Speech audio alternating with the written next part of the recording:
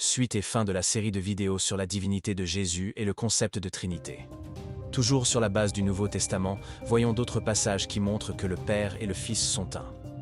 Dans Jean 5, versets 19 à 23, bien que Jésus se présente comme plus petit que le Père. Au verset 23, il dit quand même une chose lourde de sens quand il demande à recevoir le même honneur que celui réservé au Père, alors qu'on sait que Dieu ne partage pas sa gloire.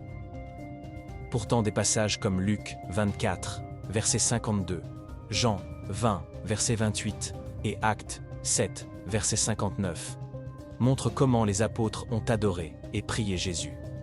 Ce constat se fait aussi dans d'autres passages où on voit comment Jésus a suscité et accepté l'adoration que Dieu seul doit recevoir.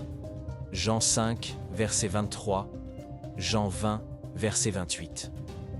Et même dans Apocalypse 1, verset 17 à 18, il a accepté que Jean se prosterne devant lui. Dans ce même passage, il dit encore à Jean qu'il est le premier et le dernier or.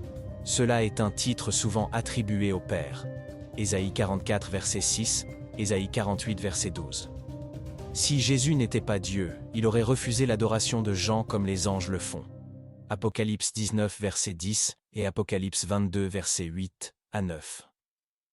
Terminons maintenant avec deux passages qui montrent la distinction entre le Père et le Fils. Dans Jean 8, versets 17 à 18, l'affirmation de Jésus parlant de la véracité du témoignage de deux hommes ne peut avoir sens que si le Père et lui sont bien dissociés. Enfin, dans Matthieu 27, verset 46, Jésus crucifié ne peut s'adresser au Père que si les deux sont distincts. Merci d'avoir regardé cette série de 3 vidéos sur la divinité de Jésus et la Trinité. N'oubliez pas de liker, de partager et de vous abonner.